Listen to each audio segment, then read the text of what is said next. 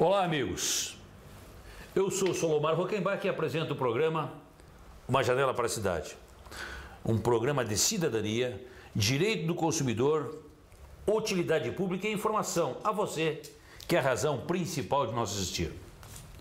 Hoje o nosso entrevistado será o engenheiro agrônomo Luiz Antônio Rossafa, ex-presidente do CREA, ex-diretor da Copel, professor. Nós vamos falar sobre o sistema fiscalizador da engenharia e agronomia. Nós vamos falar sobre ergonomia, que é uma das causas de acidente de trabalho que muito vem a prejudicar os nossos trabalhadores, aumentando até o custo patronal.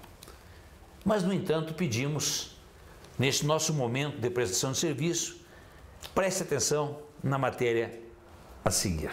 Não basta apenas suposto pai ou mãe chegar num hotel, numa recepção e falar: não, estou com meu filho. Não, tem que apresentar a documentação e provar de fato que é pai e mãe.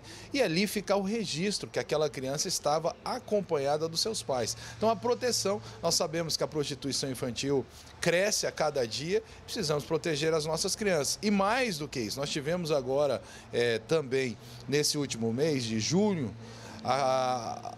a discussão sobre o tráfico de pessoas, que no Brasil é gigantesco e em Curitiba também é. A gente sabe que a formação da etnia curitibana, europeia, e que quantas crianças já foram raptadas, roubadas em Curitiba. Então essa lei vem pela proteção da criança e também da própria família. Então, por 2 minutos a mais num registro de hotel, onde apresenta a documentação das crianças, vale a pena esse esforço. Inclusive já é lei em outros estados, Distrito Federal, por exemplo. Eu costumo ir muito a Brasília e quando vou com os meus filhos é natural e é normal fazer isso em qualquer hotel no Distrito Federal. Como podemos ver, esta é a função de um vereador: fiscalizar o prefeito e criar leis que venham a beneficiar os cidadãos que fazem parte desse município. O vereador Tiago Ferro está fazendo seu papel com esse projeto, que é um projeto que vai dificultar sobremaneira o rapto de crianças de nossos adolescentes. Parabéns, vereador.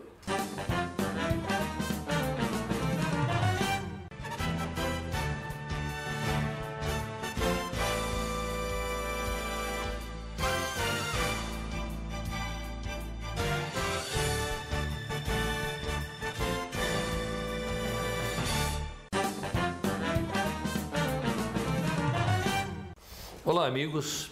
Hoje o nosso entrevistado é Luiz Antônio Rossafa, um cidadão paranaense que tem passagem por diversas entidades, como CREA, Copel, professor, engenheiro agrônomo. E a gente vai discutir um pouco sobre diversos assuntos aqui, porque eu acho que aquilo que é bom, a nossa sociedade merece conhecer com profundidade. Seja bem-vindo, Rossafa. Com alegria que recebemos você aqui no programa Uma Janela para a Cidade. E de imediato nos encontramos recentemente na SOEA e eu tive a felicidade de convidá-la para vir aqui a gente conversar um pouquinho.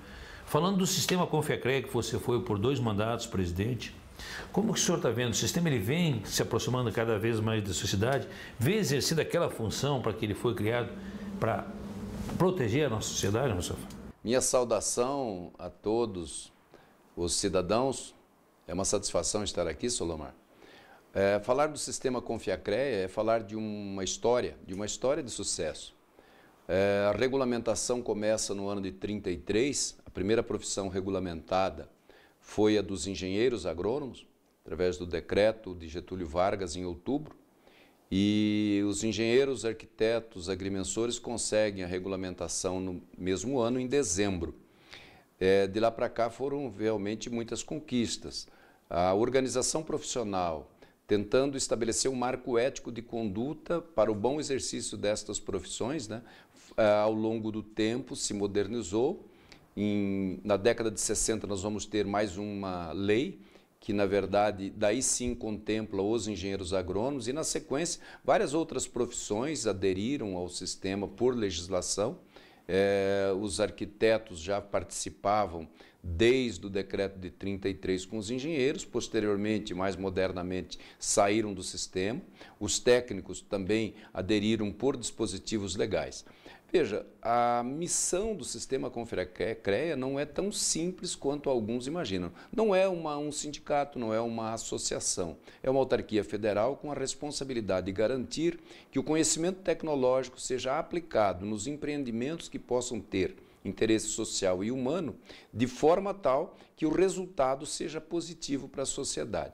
A conduta ética de cada um é o grande palco de ação dos conselhos regionais e do próprio Conselho Federal. Lógico que a prática ao longo dos anos ela sofreu mudanças, mas hoje o sistema precisa mais uma vez de um retrofit, de um ajuste, não tanto do ponto de vista legal, mas talvez do ponto de vista estratégico operacional.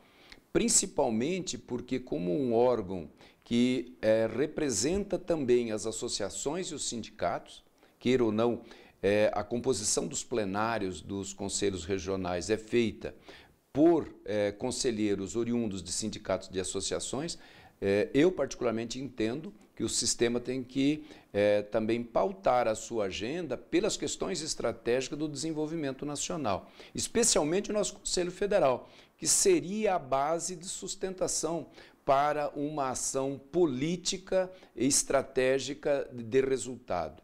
Eu acho que nós opinamos pouco, damos uma contribuição, mesmo que singela, mas insuficiente, para que o modelo de desenvolvimento contemple, acima de tudo, os brasileiros, porque nós vivemos numa carga tributária absurdamente desfavorável à construção de um país que quer ser rico. Com certeza, Rossafo, eu concordo em número, gênero e grau com você.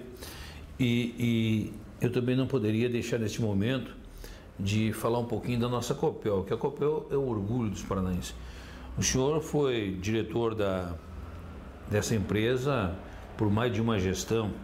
Como é que o senhor está vendo a empresa Copel hoje e seu encaminhamento no que tange o desenvolvimento das empresas nacionais? Ela está no sistema progressista ou ela está estagnada, doutor Rossafo? Nós tivemos a oportunidade de colaborar, acima de tudo como profissional, na gestão de 2003 a 2010, foram, na verdade, 8 anos, 2 mandatos, e realmente, naquele momento, o que tínhamos na agenda era muito preocupante. Nós tínhamos uma empresa desagregada, desestruturada e endividada. Tinha muitas dificuldades, inclusive, para os compromissos imediatos. O que foi feito neste período foi de muito risco para os próprios gestores na época, mas muitos contratos que lesionavam de morte a empresa foram resolvidos também nesta época. Muitas parcerias equivocadas, construídas num momento de torpor por crise energética, acabaram gerando uma herança maldita para a empresa. Naquele momento, então, era apagar o incêndio, como podemos dizer assim, reorganizar a empresa, contratar pessoas qualificadas para dar conta da grande missão de serviço relevante da Copel, visto que ela, na verdade, está envolvida num insumo estratégico do desenvolvimento, que é a energia, e até da competitividade. O que vemos hoje, na verdade, é uma Copel um pouco tímida em relação ao seu interesse para o estado do Paraná.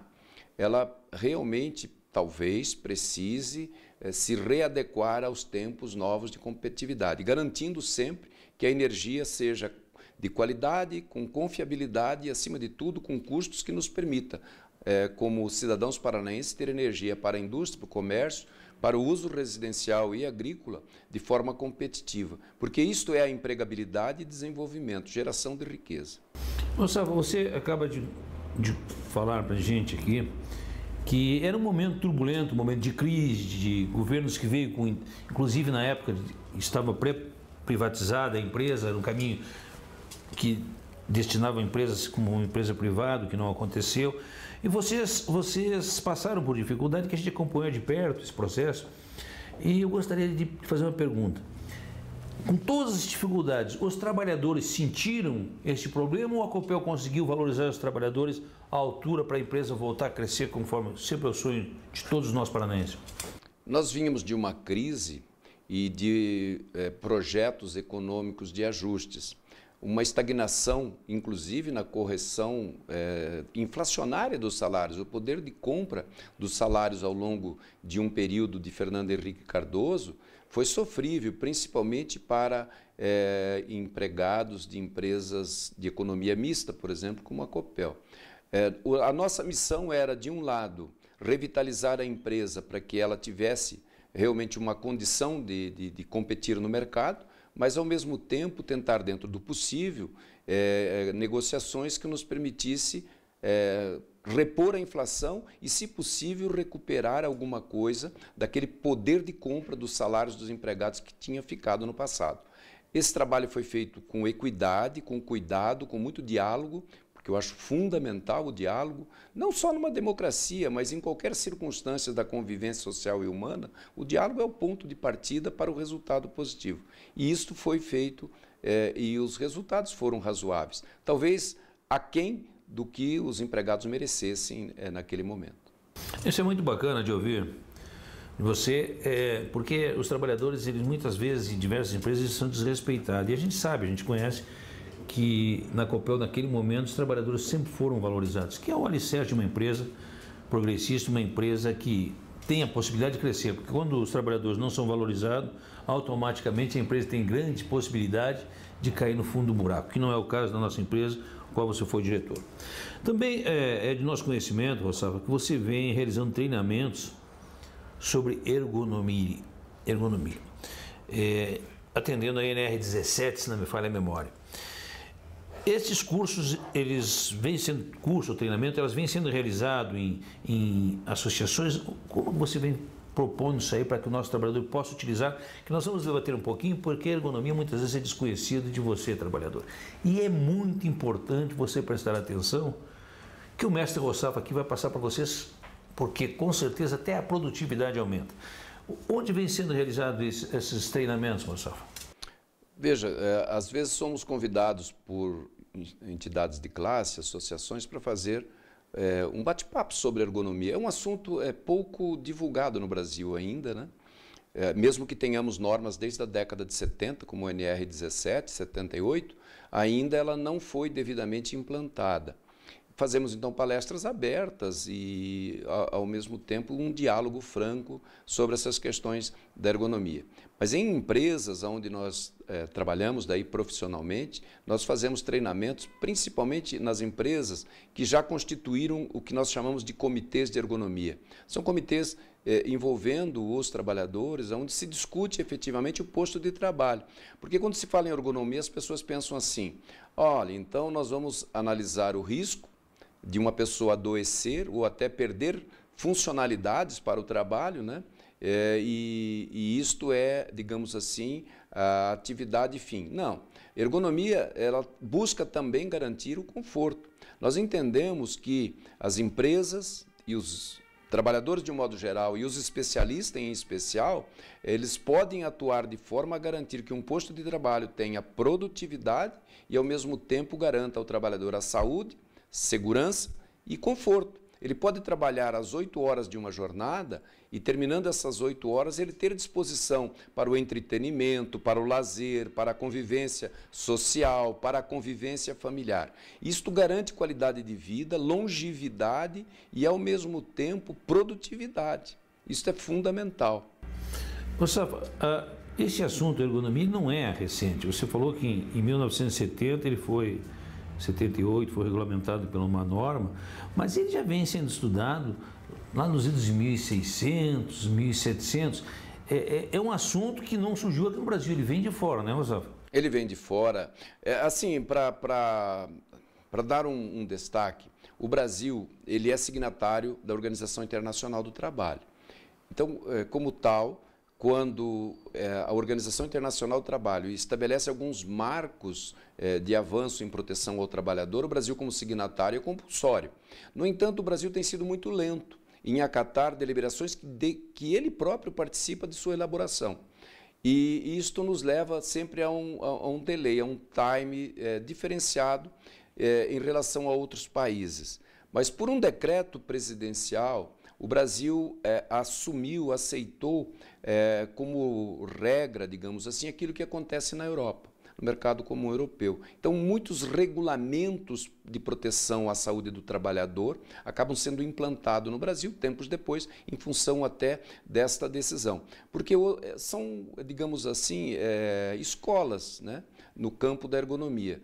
A europeia e a anglo-saxônica, onde nós vamos envolver aí também a questão dos americanos. Mas nós tendemos sempre a acompanhar a Itália, a Espanha, França, Portugal, que são muito avançados nisto. E é esta a essência, né? Existe uma norma, é lei, portanto, mas a base de treinamento precisa estar vinculadas ao que a NR17 diz.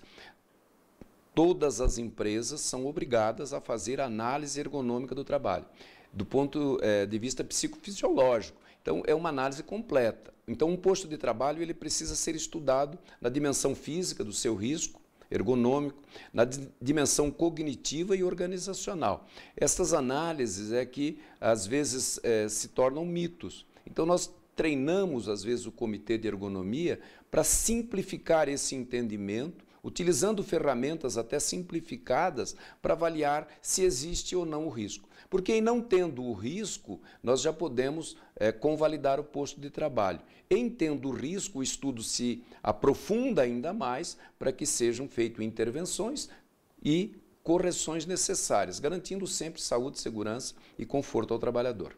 Wasafa, a ergonomia é uma ciência científica. Ao que você atribui que é pouco conhecido dos nossos trabalhadores e dos nossos empresários? Vejam bem, o Brasil é muito cartorial. O próprio sistema Confiacrea, né, Solomar, é cartorial.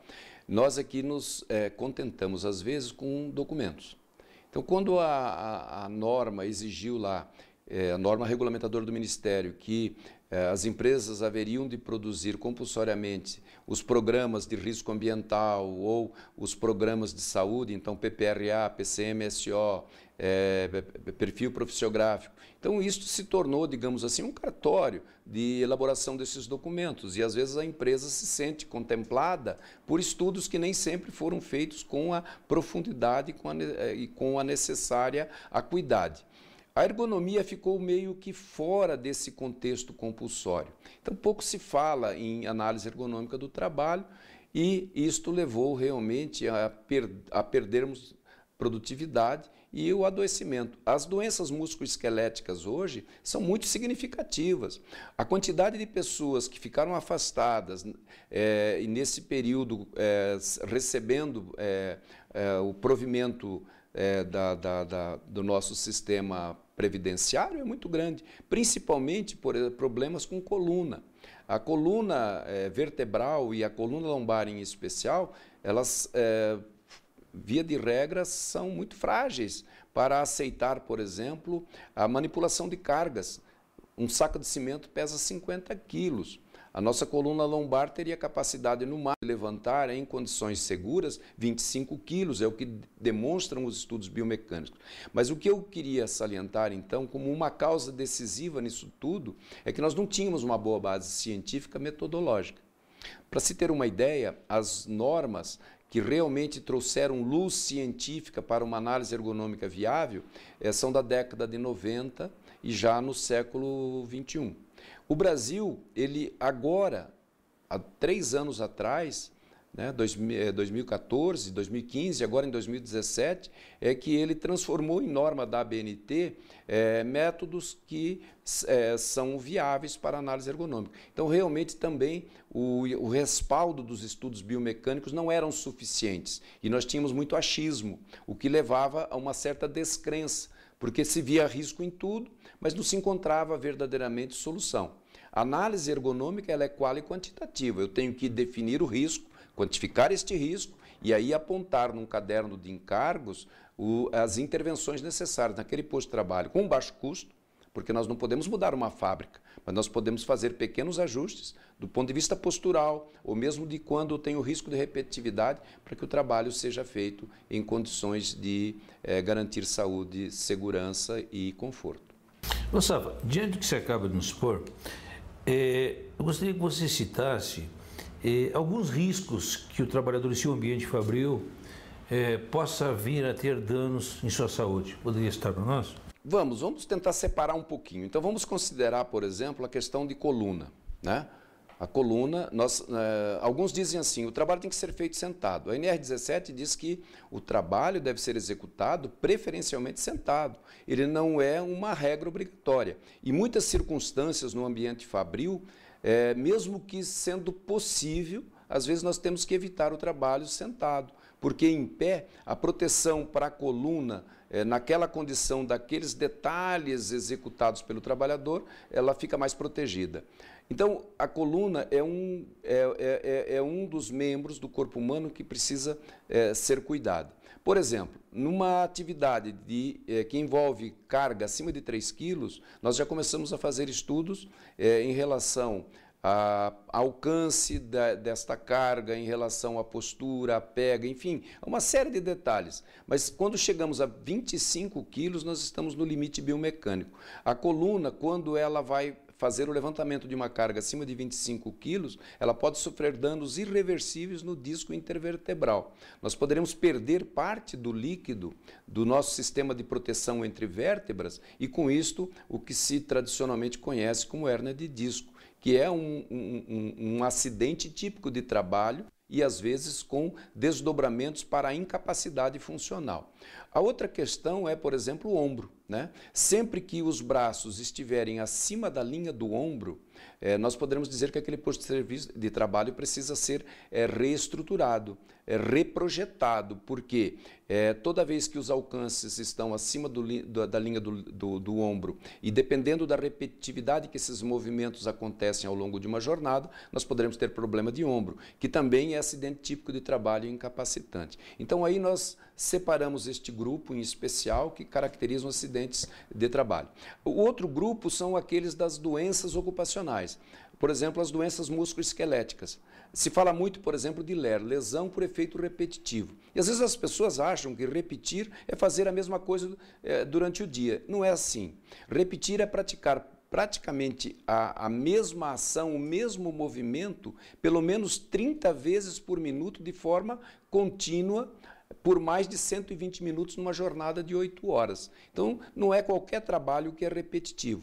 Quando isso acontece, esta repetitividade que nós chamamos de alta frequência, ela realmente causa danos. Não é um dano tão grande, mas acabam, às vezes, sendo lesão. Por quê? Porque o trabalho é tão intenso que ele gera fadiga. A fadiga causa uma sensação ruim no corpo. A pessoa sente que alguma coisa está errada. Se ela não para, ela continua porque ela tem que fazer aquele número de peças durante a jornada, ela poderá ter realmente dificuldades, porque o líquido sinovial, quando o corpo entra em fadiga, ele é produzido em menor quantidade. Com isto, o tendão que funciona na bainha sinovial sem lubrificação, ele tende a fazer lesão, até rompimento de parte desses tendões ou até totalmente de um tendão. Então, a repetitividade precisa ser estudada com detalhes. Às vezes, nós temos postos de trabalho que, durante 8 horas, a pessoa executa trabalho repetitivo de alta frequência. Neste caso, a gente faz rodízio. Aquele funcionário não poderá ficar exposto na mesma tarefa durante o dia todo. Aí nós teremos que fazer rodízio entre outras atividades no ambiente fabril para evitar. Quando o rodízio não é possível, aí nós adotamos pausas. Pausas de 8 minutos são suficientes para quebrar a fadiga, recompor a condição de lubrificação e a condição hormonal necessária para o trabalho continuar com segurança.